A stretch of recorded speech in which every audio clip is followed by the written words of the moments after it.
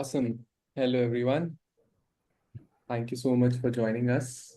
We are thrilled to have you join us for another episode of Zenskar's live webinars. Um, Today, Alexander and I are going to discuss the topic, the modern finance leader and how to balance data, strategy, and influence. This has been a topic that has been top of the mind for our community for a very long time.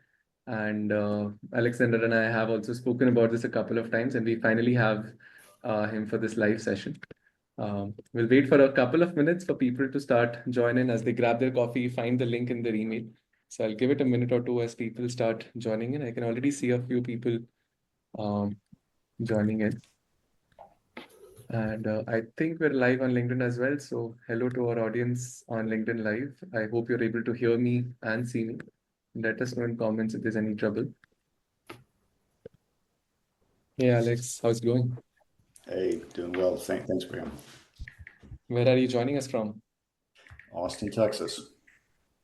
Awesome, great. How's the weather there? It's raining today, but we need it. There's wildfire risk all over the place, so we need the rain. Moisten the vegetation a little bit, but other than that, we expect the 80s and even the 90s in the next few days here. You seem to be following weather quite closely. I have to. It's like what they say about the Texas weather is, it's always volatile. It changes every hour, so you have to follow it all the time. Thunderstorm, heat. We got hail a couple of days ago, so yeah, it has a mind of its own. Awesome, great. I think we are good to go. I see a bunch of audience people joining here, and LinkedIn Live is also. So let's get started. So once again, welcome everyone to live webinars by Zenskar. We do this every few weeks, and today we have a very exciting topic, the modern finance leader, and we'll unpack insights about how to balance data, strategy, and influence. Just to set some high-level context, the role of finance leaders has evolved dramatically over the past decade. And it's no longer just about reporting numbers or, influencing strategy. It's about, managing cash during uncertainty, building the right, the metrics to measure, and doing all of this while driving business growth. In fact, a recent McKinsey study found that 41% of CFOs are actually the drivers of digital adoption in their companies, and which highlights, sorry about that.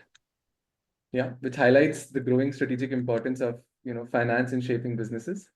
So how do you as finance leaders balance it all, and how does that go beyond the traditional finance function?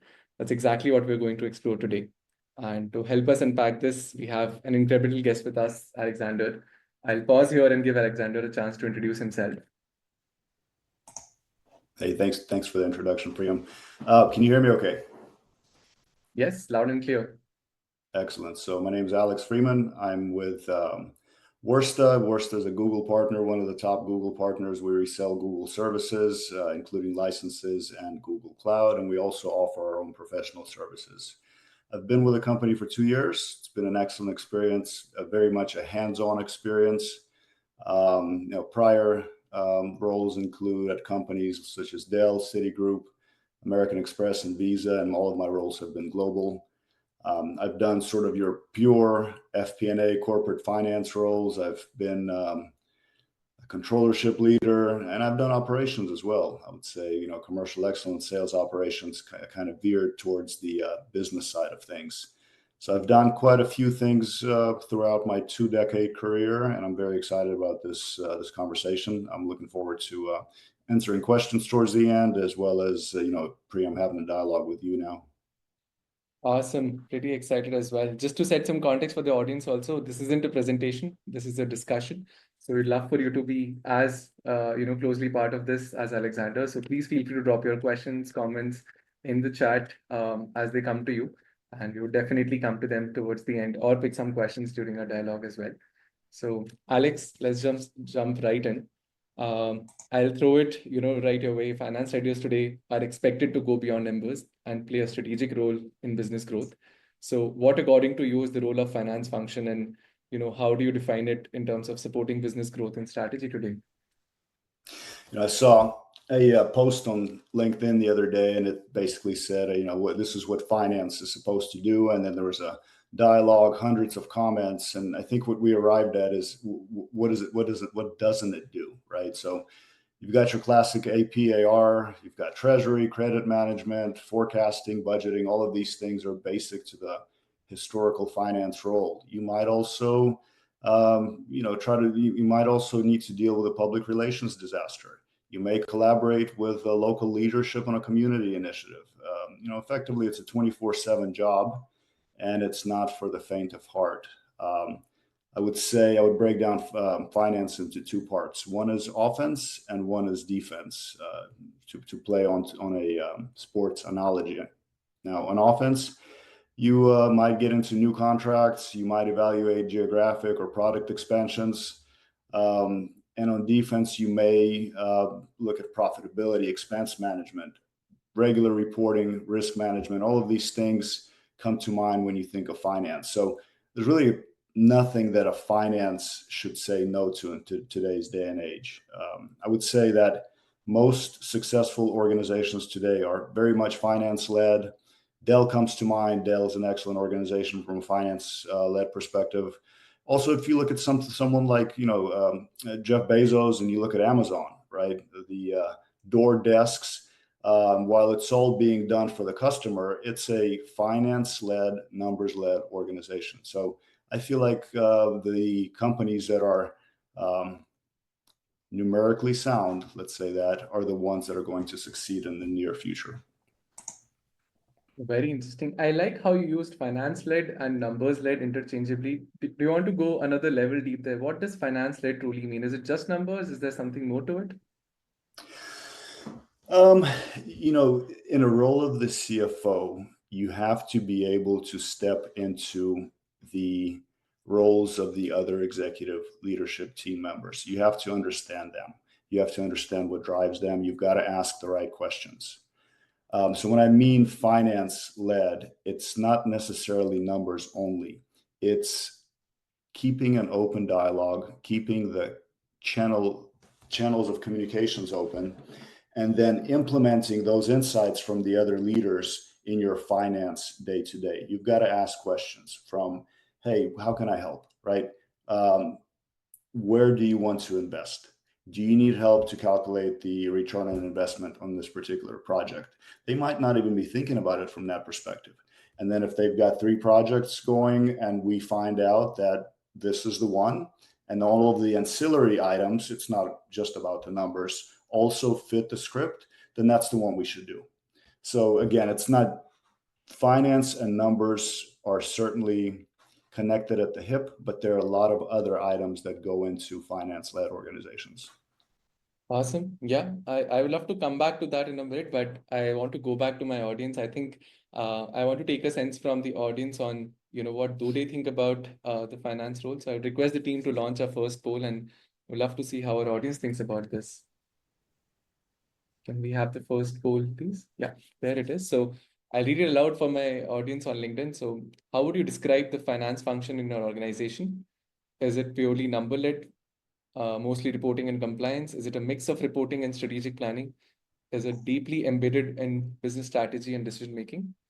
Or finance, like Alexander said, is leading the organization's direction? I'll wait for 30 seconds for people to respond to this, and I'd love to see how our audience thinks about the finance function.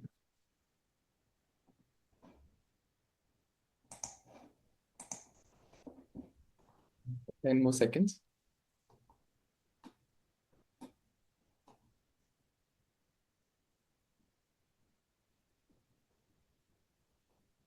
Awesome. Can we have the results? What do people think about the role of finance function?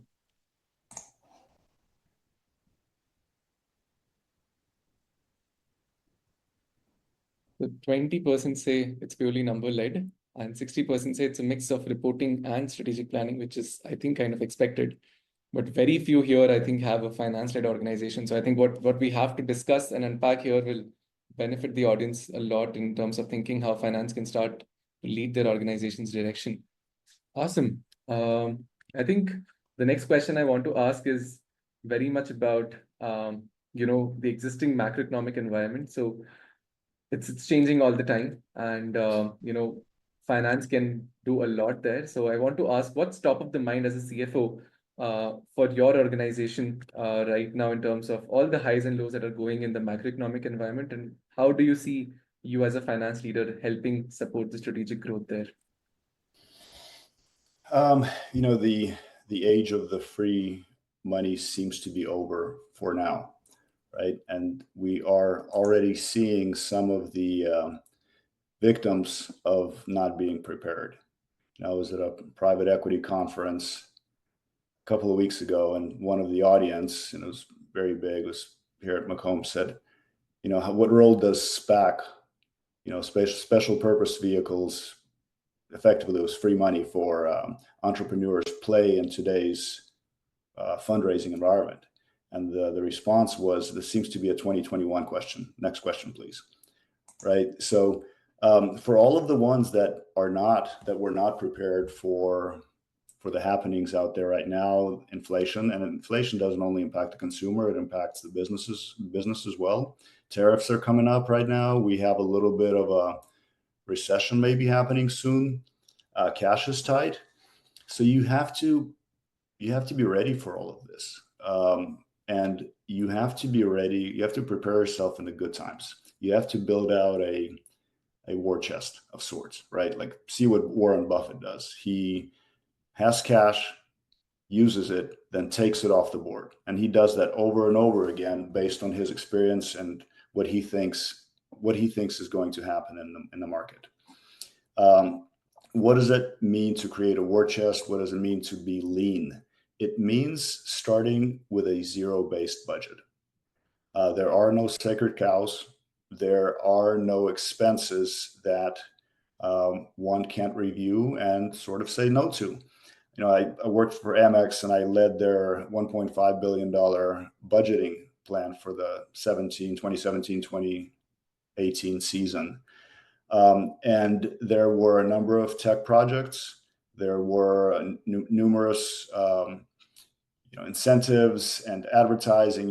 American Express brand is very big. There was a lot of money spent on marketing. There wasn't a single dollar that we avoided reviewing. Every single dollar of that $1.5 billion was reviewed for a yes/no decision. You should look at things like software and real estate and T&E. Obviously, a lot of your discretionary expenses should be looked at very closely. Where headcount is concerned, headcount's a tricky one because you should always leave capacity. You never know what projects are coming your way, and you can't have, for example, a professional services team that is not able to meet the incoming demands. So where headcount's concerned, you've got to be super careful from a optimization lean perspective. What else I would say is don't go chasing the new and shiny thing. I get literally dozens of calls and emails and chats a day. Hey, buy this app. This will help you with this. Here's a process improvement, something. I got to say, stay focused.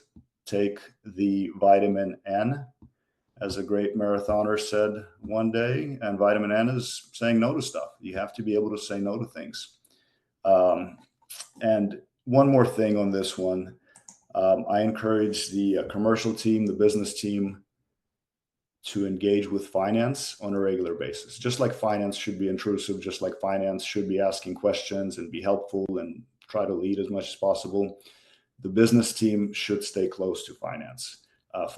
Most finance leaders will have a certain number of principles, call them the rules of the game. And if you as a commercial or a business leader know the rules of the game, it becomes a very easy engagement.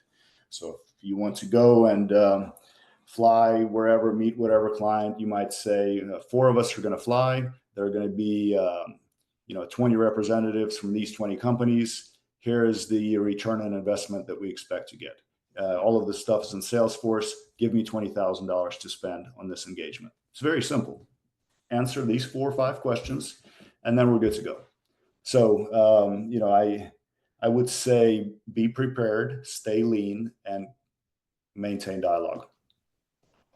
Very interesting. I like the framework that you share to, think about not just the cost, but the ROI. I have a follow-up question here, and this is very deeply rooted in the traditional role of finance. Finance is the function that says no, and you talked about taking the vitamin in. How do you say things to yes then? Because I see a question also very much on that point, that how can finance teams optimize revenue analysis with technology without overspending on tools? Because it seems like saying no to new and shiny things is good for a while, but then you need to pick some and start somewhere with technology. So is there a framework there also? Like you talked about sales decision, is there something that you have about just finding something new and shiny that also works? Well, look, I mean, if we do the zero-based budgeting right, yes, you have for the following year, let's say 2026, a certain budget, a certain list of items that you're going to spend money on. You should leave some budget capacity. And some of that budget capacity will be, you out of 30 items, you might have 10 that are must do. These 10 we have to do. These next 10, if we don't do them, we'll have some risks. We'll have the following things we have to deal with, consequences. And then the last 10 are things that you could say no to during the year. So you could push things in and out during the year as you see fit. The last 10 out of that 30 are things that's your buffer. That's the stuff that you can play with. Moreover, if you had an incredible level of revenue in Q1 and you've reached some level of profit from that, you should have projects on the sideline where those dollars should be allocated to. You should plan for that. So there's going to be a project number 31 on the list. And that whole communication piece we talked about earlier, that might be represented by the marketing team or the sales team or the professional services team. And by the time that net profit, that additional unexpected, call it net profit, has been achieved, we should already know what we're doing with those dollars. Yeah. We should have already had the conversation and maybe even a very high level project plan on how to leverage that extra funding to help the company succeed. Awesome. I think that's precisely the insight I was looking for, that the framework where it's the financial planning is not just numbers, it's these scenarios that matter. So very clearly prioritizing what's a must do, keeping some space and room for, additional experiments, and also being responsive and reactive to how you perform month on month, quarter on quarter, whatever the timeline is based on the size of the business. I think that really defines the dynamic nature of financial planning as well. Awesome. I want to jump topics and talk about data a little bit. So I'll go back to my audience now and have a poll about how they think about, the role of financial leaders in influencing company-wide decisions. So I'll request the team again to, shoot that poll and see what audience has for us. So again, reading it aloud for my LinkedIn audience, what's the most effective way finance leaders can influence company-wide decisions? Providing real-time financial insights, develop strong relationships with other departments, use data-driven storytelling to make a compelling case, or gaining executive buy-in early on the process. I think the last one is pretty interesting. Awesome. I'll wait for a few seconds for audience to respond here. What are you drinking today, Alexander? That seems to be yellow. I've got two options. Of the yellow thing is water with some lemon in it. I've got a tea here as well. Awesome. Great. I hope the audience has responded. Can we see what the results tell us?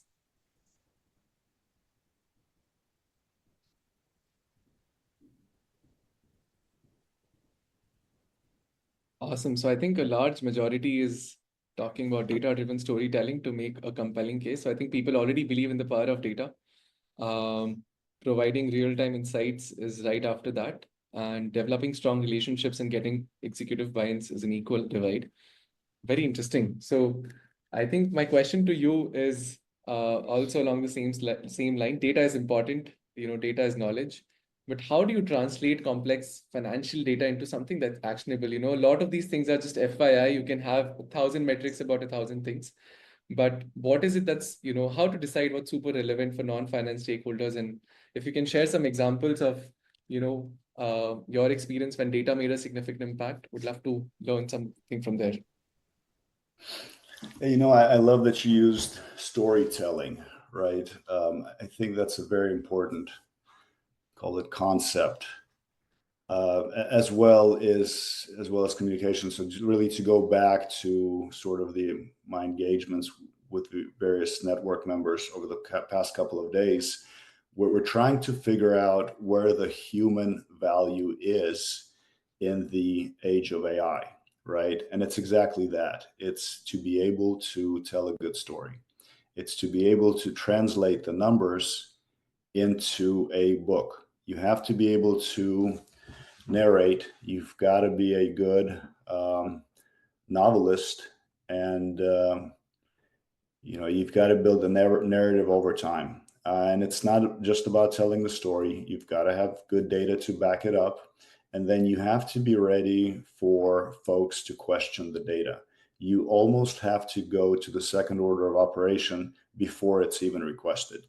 And even if you don't do it on paper, you have to be able to do it in your mind. So if you've got 6 or 7 things going on, for each one of those happenings, inputs, you have to consider 2 or 3 outputs, even before that question is asked. It's a mental dialogue, go on long walks, and it's kind of how I build out what story to tell during that time. Now the other piece about all of this is that don't overcomplicate the message. You don't want to write a technical manual. Nobody enjoys reading that. No one enjoys listening to that. Everyone more or less understands the concept of revenue and revenue growth. That's probably second or third grade math. But if you start talking about concepts like WACC, weighted average cost of capital, I would advise or ask the my finance counterparts or other leaders, other peers, not to use that term unless that is something that you're talking about during that point in time. You have to be able to speak the same language with everyone on the call, with everyone that you're dialoguing with. So that's the second piece, right? So we talked about storytelling, we talked about speaking the same language. And then the third part in all of this is you have to be able to digest the data and output it in the most acceptable format. So if you're speaking to sales or marketing or professional services, the output may be different if it's a one-on-one call. What's even more challenging is if you have all of these functions on a call or in dialogue, how do you appeal? How do you take the message to everyone and make it to where you're not wasting time explaining terms and getting into things that are not necessary for the dialogue? And some of that comes with being prepared, right? You've got to be prepared. You have to write a script ahead of time. You may have to reach out to folks on the sidelines before the call takes place. I had a really good mentor that, by the time there was a call of 20 people, by the time we got on the call, he had already spoken to 10 of them about this topic. So when he's jumping on the call, 10 of them are already supporting what he's proposing. So he's got the data for the other 10, and the first 10 he already influenced on the sidelines for the decision that he wanted to agree to. So that's kind of how I think about data. It's not just about data today because we've got AI and various technologies that will spit data out, at a wave of a wand. It's us humans that have to digest and output that data to other humans in the company. Very true. And I think talking about stories, I would actually nudge you to share one. If there has been a story where you successfully partnered with other teams, to align goals, get buy-ins early, and how did you measure, success of those collaborations that you did? Anything specific that we can learn from your experience would be really interesting. Look, I think the biggest probably a top three, one of the most important things is the annual plan, right? The annual plan will drive a certain strategic undertaking. So let's say that you want to get to $100 million of revenue in 2026. Well, the first question is, where were you at in 2025? If you were at 0, are you going to get to 100? I don't know. Probably not. But if you are at 80, well, now that becomes doable. Then you start talking to the sellers. You start talking to the professional services team. And you say, well, you did out of the 80, you did 20 last year in professional services. Can you do 25? Can you do 30? You resold this much of Google license. You resold this much of Google Cloud. Can you do more? Most of the time, the answer is going to be no. But then the next question is, how can you do more? And start the conversations early. And this is an example of the partnering that you're asking about. Our planning starts in September of the previous year. So we've got at least 3 months to get things together. Now, where else it becomes important, right? Of course, because the next question is, sure, I can do more, but I'll need this from you, finance. I need this budget. This is how I'm going to, this is where ROI comes in. So it becomes back and forth, right? It has to be a process you have to manage. You have to be a good process manager. And you have to speak to everyone who has a role to play to get to that $100 million. You got to have everyone buying into this concept. You can't start on January 1st of 2026 with 2 of the revenue drivers not agreeing to get to $100 million. So we talk about which products are going to help us get there, which countries will help us get there if you're an international business.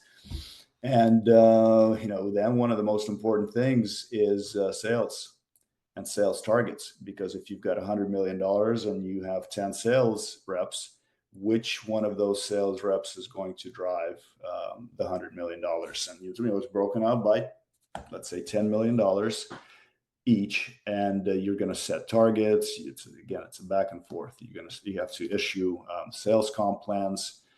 So it goes really from an executive, first the CEO, then the executive leadership team, and then you have to go down a level or two to make sure you've got buy-in and alignment.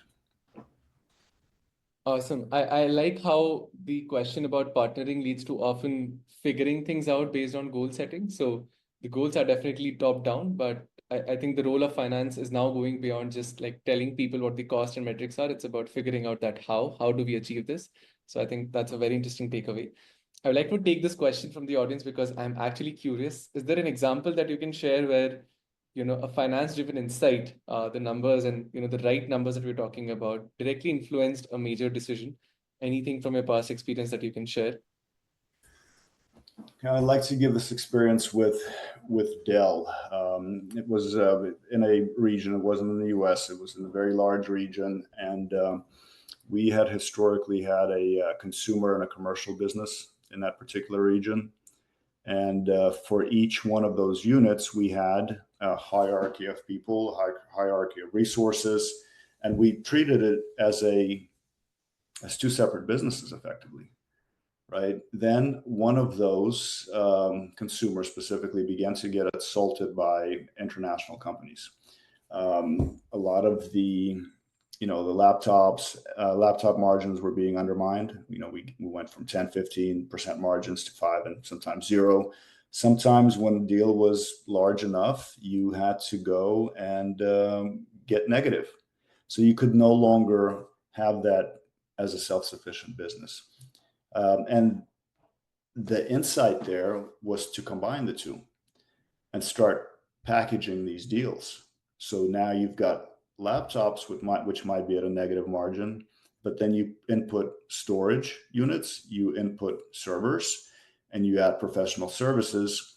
Now you're able to compete with some of the companies that only had laptops in mind. So what we did is we merged the 2 businesses. We used the best resources across those 2 sub companies, if you will, and we made sure that we now operate it in a consolidated, holistic way to bring the investment back to the headquarter company. So the insight is look, if you make this change, if you adapt and combine, then you're able to survive. Very interesting. I think one unique perspective from this example that I also see is that, finance is often considered to point out problems. Hey, this metric is not meeting the benchmark. Hey, we're not meeting the goals. But the modern role is also about figuring these solutions, because if you have access to, infinite data and knowledge with AI, like you said, you can also come up with these interesting solutions that people working in those silos might not be able to see. But you having that top-down, view are able to come up with solutions that function owners may not be able to see themselves. So that's, I think, a very interesting perspective. And like we're speaking, the role of finance also. Awesome. Very interesting. I think I want to, again, jump a little bit because we have so much to talk about and I'm really enjoying this conversation. So I want to talk about, the challenges that finance leaders have today. And as always, I'll go back to my audience, to see where they are struggling. So can we have the next poll question, please? So which of these best describe your biggest challenges as a finance leader today? Keeping up with evolving responsibilities, balancing cost efficiency with strategic growth, gaining influence in executive decision making, or adopting and leveraging the right finance tools, which I think is a very interesting one, but I would love to see what Arun thinks about this.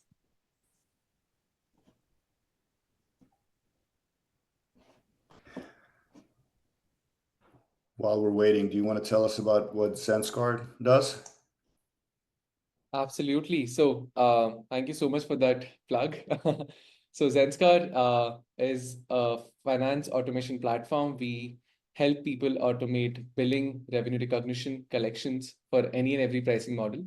We have built a patent pending infrastructure where no matter what your pricing are, if it's usage-based, subscription, anything in between, custom contract, Zenskar can automate billing and every downstream operation for you. So if you're facing challenges, with respect to billing, monetizing your product, and doing it all, thinking if you're doing it all with engineers, Zenskar can help you eliminate all the engineering bandwidth that's out there, being spent on finance function. So if you're interested, we would love to, get in touch with you. So yeah, thank you so much, Alex, for that. Very important stuff. And we have the poll results. So, yep, I see balancing cost efficiency with strategic growth as what the majority feels is a challenge, followed by gaining influence in executive decision making. So I think the situation that we talked about, getting buy-ins and building that influence, it's still something that people struggle with. And then we have an equal between keeping up with evolving responsibilities, which is why we're having this webinar, and adopting and leveraging the right finance tool. Alex, do you want to address that? How balancing cost and efficiency is something that people should think about, and if there's a framework that you have in mind to figure that out. We talked about it briefly earlier, but there's something you want to add to this. Yeah, we talked about it briefly, to be sure. I would say that everyone is different. Like my day-to-day, not only at work, but also at home, is figuring out efficiencies. I might do 3 separate things. I might be walking, reading something, and then listening to a book at the same time. So that's my efficiency. Someone might say, well, like, it's impossible. Multitasking has been proven to be a failure. You're really just switching. Well, I guess I'm just switching really fast, right? So that works for me.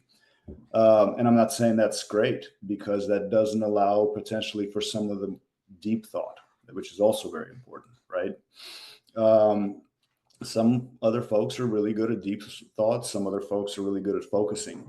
So you have to understand what the person across from you is like, what they think about. Are efficiencies even important to them? On a day-to-day basis, maybe not, but you have to figure out of their 3 priority items, how can you make those 3 priority items more efficient? And out of those 3, maybe pick one and say, you know what, I've been noticing this over the past 3 months, and I think I can help you with that. and here's the benefit that you're going to get out of it. Here's your return, and this is how you're going to look good. So that's a little bit about balancing costs and efficiencies. Where cost is concerned, you always want a return on investment. Sometimes that return might take a really long time to formalize, and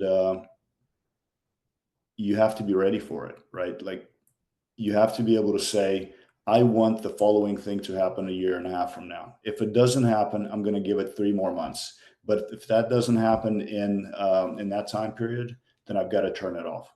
It's okay to take a loss. It's not a problem. You just have to plan for it.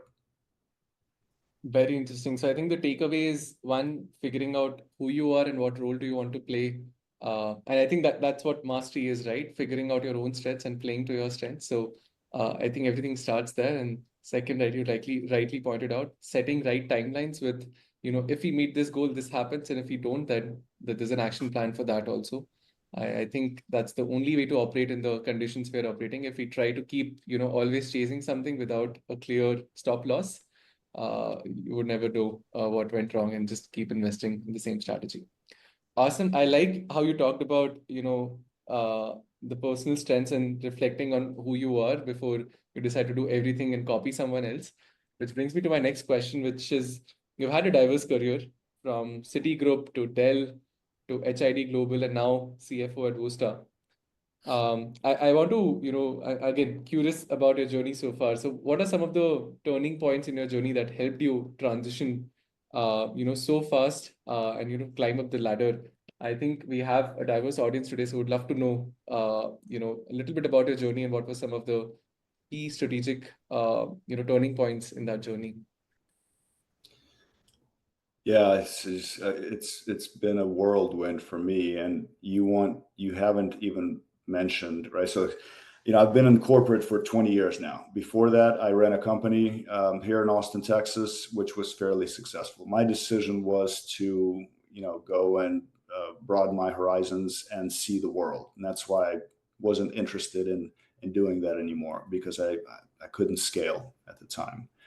And neither did I have the experience to scale. If I was to open a company tomorrow, it would be a much, much different experience.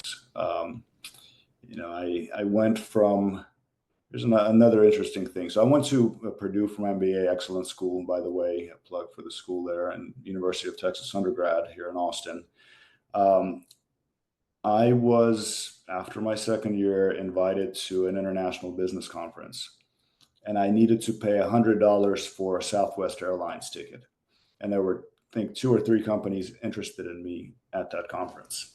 And I said, well, this probably doesn't mean much. They're just, they're probably just sending these invites to everybody. They're not paying for my $100 ticket or my $200 hotel room, and coming out of college, it's a bummer. And so I said, I don't know if I'm going to do it. And someone next to me, someone more experienced, they said, it's just $300. If you get a job out of that, you got, $300 million coming out of that experience. Do you already have a job? I said, I don't. Well, go fly. Because the worst thing that can happen is you get an offer and you say no. I flew and effectively got an offer from Citigroup. The offer was to go and join their management leadership development program and do that out of New York, London, or Moscow. I selected Moscow. My background, I'm originally from USSR, from Odessa in the Ukraine. And I went and worked in Moscow for 10 years. And I was there with Citigroup. I was there partially off and on with Visa, and I was there with Dell off and on. I worked at Dell Financial Services. I feel like every role that I had prepared me for the subsequent role, right? So at Citigroup, it was all about credit risk management. It was about partnering. It was about learning how to, after you run a business, right? It's kind of difficult to go and take direction from others. It was learning how to take direction from others, and it wasn't always great for me. I'm a very boisterous personality, and it wasn't always wonderful. And the next thing that came my way was Dell. And Dell was a lot of the stuff we did at Dell Financial Services was actually related to credit risk management at Citigroup. And then Dell said, well, hey, you go back and you work for us in Russia and the CIS and the region, and you go do, your first head of finance experience there. And that was wonderful as well. And then came accounting at Visa. And then I had operations with HID. And ultimately, all of these pieces combined to make me the professional and the person that I am today. So what I would say is, I said earlier, say no to everything. Make sure that you don't say no to the right thing. You can always start down a journey and then jump off of that road. If it's not something that works for you, but start down the road, explore it, see what it looks like. If someone's reaching out to you and you've got the time, why not have that meeting? Why not have the call? You'll learn something new about the person. You'll learn something about the world. And by the way, if you're younger, then you have a lot more flexibility in changing your course. Look at it from an investment perspective, right? So they tell you put it all in stocks when you're 20 and go to bonds when you're 60. It's very similar. You can take a lot more risk when you're younger and plot your course. If one of those nodes in the course isn't what you like, go plot another course 5 years down the road. You've got this life to live. Everyone here on this call and in this world has been blessed, right, with this opportunity to live life and live it to your fullest. And be mindful and be strategic about it. I wasn't always strategic, but things have worked. Things have a way of working out. Very interesting. I actually didn't know a lot about the professional history that you just introduced us to. So thank you so much for sharing that. I think one very critical aspect is, in hindsight, it all adds up. But for someone who's living it in the present, for someone who's, in a role like, a controller or a head of finance and, wanting to get to the next level, what do you think they should try to learn in their current role and, think about that trajectory planning that you said? Is there something that, I know you talked about calculated risk and I like how you were introduced to the concept of ROI much early in your career. So is there something about, calculated risk and, realizing where are you today and thinking what the next steps are? Is there a framework that, can make it very easy and, tactical to do? Yeah, I hate to take somebody else's stuff, but it's like, what is your why? So you said you want to be a head of finance, and it's like, why? Because I like finance and I want to be one of finance leaders. And then the next thing you would say is why? Because they make a lot of money and they will allow me to provide for my family. And then say another why. And this is like the Japanese way of getting to the crux of the matter. So very old something. And you just keep asking these questions. And by the time you ask the last why, you might say, well, I'm not interested in doing finance because this is not what's driving me. This isn't important to me. I'm actually doing it to go do something else. And as opposed to taking this road to arrive at that final destination, this is a better way. There's a more straightforward way to get where I'm going. Keep Awesome. I asking think yourself questions. You've got to be self-aware. You have to have personal dialogue. People used to say, if you talk to yourself, you're crazy. No, it's actually, when you talk to yourself, you understand yourself much better. Yeah, I remember in one of the conversations you talked about meditation for a bit. So I know both of us as practitioners really, believe in that talking to yourself is one way to figure out your internal compass, and that makes navigating outside world much easier. So I think it all starts within, and then you have to figure out the rest of it. So very interesting. Again, if I may ask, like, if any of those instances from the, the journey that you just described in, good detail, how do you decide to take those risks? Is there any advice you would give to someone who's feeling stuck in their current roles and, can think about moving on from there? Yeah, it kind of is related to what I talked about earlier. Once you get and I hope not too many people hear this, but someone gave me another piece of advice one time. They said, as soon as you get your new job, go look for another job. And that doesn't mean you should go and start filling out resumes on day one of starting your job. Once you figure out where you are, you have to figure out what doors are easy enough for you to open up to go and do the next thing.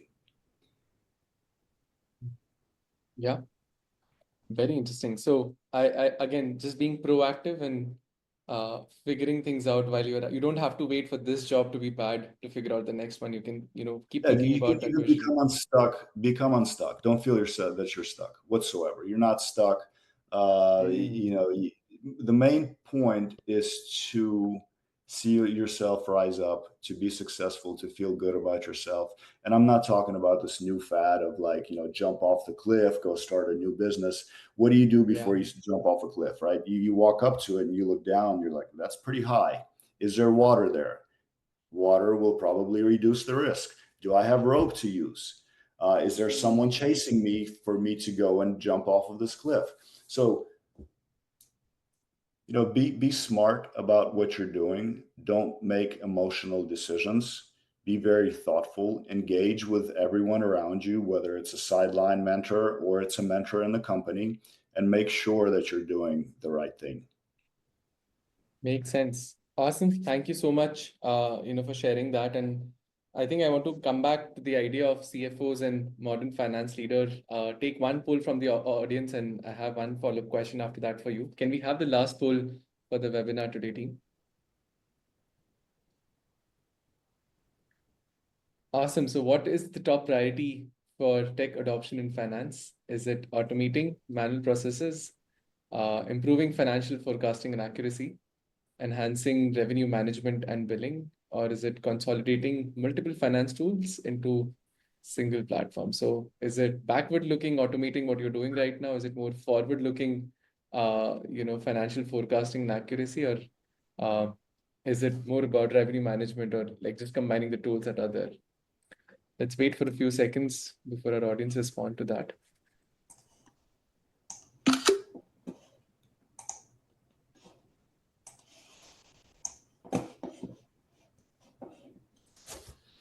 Awesome. Can we have the results? What do people have to say here?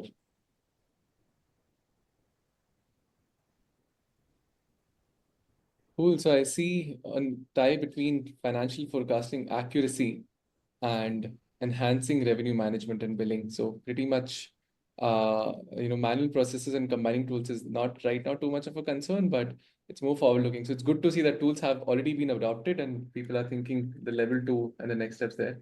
So yeah, my question to you, Alex, and probably the last one tonight is how can CFOs leverage technology and automation right now, and has there been any example in your experience recently where you implemented something and you were able to measure impact for it, and any advice you have in selecting them? I found it interesting that it's sort of split almost a third across the board until you get to the fourth one, and the fourth one being consolidating multiple finance tools into a single platform. And this is a much deeper discussion, but consolidating existing tools would work into a single platform is probably a bad idea. Unless you do that at the very beginning and you're thoughtful about how you're doing it, don't go and start breaking stuff that works and try to. So I think I like the answers very much. Then you've got automating manual processes, improving financial forecasting accuracy, enhancing revenue management and billing. It goes back to the example of the 30 projects that I talked about, right? You have to figure out, it's a zero-based budgeting, and you have to figure out which one is going to bring the most value. To give you an example, I don't want to give an example from a current company because then everyone will know what we're doing, and I'm not sharing that. But I will tell you from a prior experience, I came into a company that was an absolute mess from a sales compensation perspective. And everyone had left. No one wanted to do the calculations within the operations space.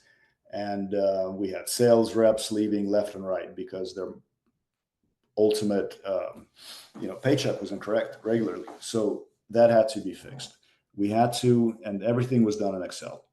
So we continued to do things in Excel. I was blessed with very strong, just absolutely excellent folks that came in and were part of my team to go and solve this. By the time it was all said and done, the CEO walked up and he said, "Yeah, it was absolutely issue. Thank you for doing this. Your team has been excellent." And here's what I'm not trying to toot my own horn. What I'm trying to say here is that throughout that journey, there wasn't a month that went by that a sales compensation solutions platform came to us and said, "We can solve all of this stuff for you." Well, the number one thing is we have to figure out what it is that we're solving. To figure that out, you have to understand the business, going back to my earlier, what's their revenue, who's the managing director, what does he want, what's important to him. Is it, sales of products, or is it just annual revenue works, or is it, software, or is it new products that they want to focus on, or are we taking a pause and we want to integrate this company that we just purchased? So you first, goes back to not making rash decisions. Take a step back, understand what you're working with. Maybe 6 months to understand the machine. Keep tweaking your own machine, keep fixing it, make sure that you get the right output. Then once you figure out what you want to optimize for, what you want to automate for, go and select 3 of your vendors to go and begin the discussion. 2 of those might fall out immediately. Bring 2 more in. Don't rush into it.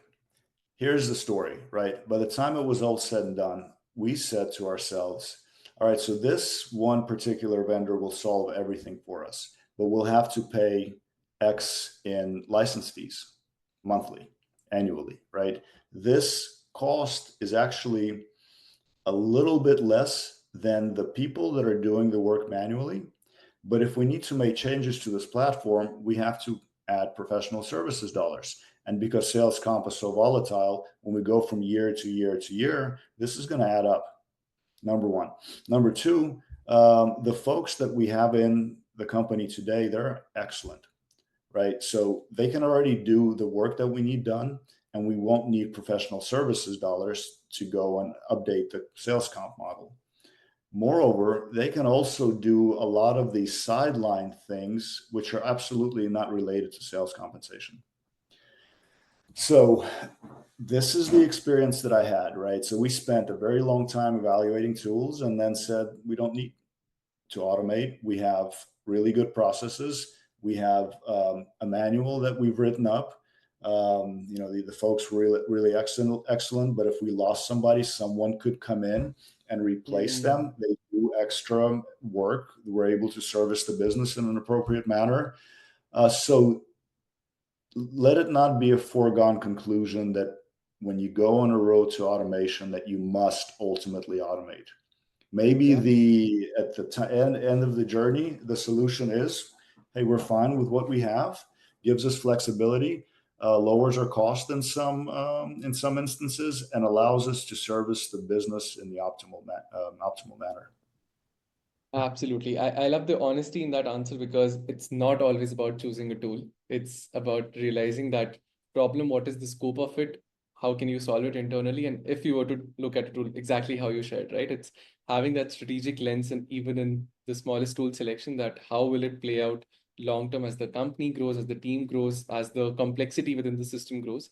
And if the tool is not fitting that, it's better to not go for it and wait for better innovations to come, and maybe find something at a better cost and that fits better. So that's really helpful. Awesome, Alex. I think we are almost on time. So I would love to take a couple questions from the audience.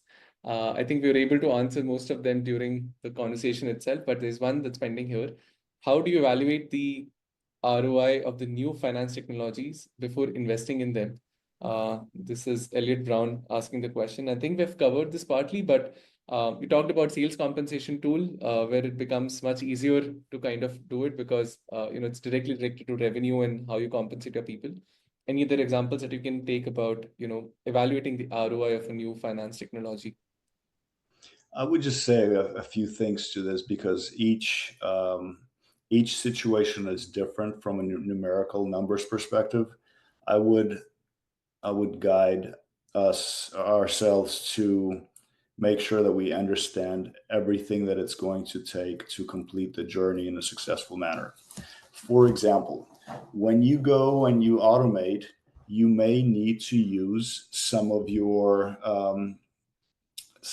development engineers' time. What that means is that development engineer for half of their week is going to do this over the next 6 months, and that means they can't meet customer demands. That's an implementation cost. You can't just consider the implementation cost coming from the vendor themselves. You have to look at internal implementation cost. By the way, it's going to need to be executed to a successful conclusion. And that means we have to provide oversight. It's going to be me or someone in my team that is building out the stack. So that's going to take a lot of time as well. Think about what you're foregoing when you're going on this technology journey, right? Be very transparent with your vendor. Tell them exactly how much time you can allocate to this. You don't want to start a project and then 3 months down the road, you are not being fair to the vendor because you've got all these other things going on. Some will be unpredictable, but most of the things you can look 6 months into the future and say, this is what's going to be a priority for me.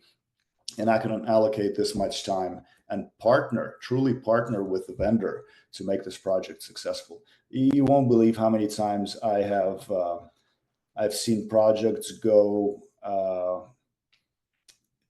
over time and over budget. And a lot of time we internally tend to blame the vendor, and it's actually our own fault. And so consider ROI is not just we're going to spend $100,000 on this and it's going to give us this return over the next 5 years. You're not just spending $100,000 on this. You're spending another 10 persons times internally. You are foregoing other things that could bring ROI tomorrow, and make sure that you understand what you're doing and why you're doing it. The ROI calculation is just mathematics. There's a lot more to it than just calculating a number. Very interesting. I like how you painted such a detailed picture of the cost side of things. It's not just the vendor cost, it's the team cost, the engineering bandwidth, the opportunity cost. How do you think the same about the outcomes of it? Like if you were to implement a billing tool, taking our own example, or a RevRec automation tool, how do you think about, someone can create a framework to think out, okay, this is the possible return on this investment. The cost side, I think we have that clarity on. Is there something someone can do for estimating returns also? Yes, you should treat the vendor as an extension of your team, which means that you have to be uber transparent in everything that's happening. You have to help them help you. And a lot of times I see demos that are very obscure. They're one size fits all demo. I recommend sharing your data with the vendor under an NDA and saying, hey, with all of these things that I have going specifically for my company, what would the output look like? Do a demo, a real live demo based on my data. Don't do a demo that looks beautiful to everybody and it always works. Let's challenge the vendor, because that's going to save all of those problems that I talked about just a couple of minutes ago.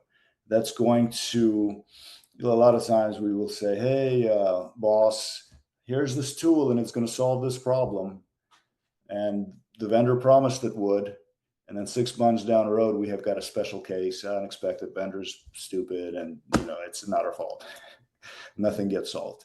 I recommend a partnership, and I recommend working together and being super transparent. Awesome. I love that you think about vendors as an extension of team. I think that's the only mindset to have when someone is solving some business problems for you, at a fraction of the cost. So I love that mindset, and I hope, people learn from it. I think that's all. We are right on time. I would not, take any other minute extra. Thank you so much, Alexander, for your time today. This has been an incredible discussion. I love how we were able to talk, about the role of finance, picking up vendors, your journey and how, the leaders today can leverage technology. Any closing notes from your side before, we end this session? I would say, got a couple of here. I noted them down.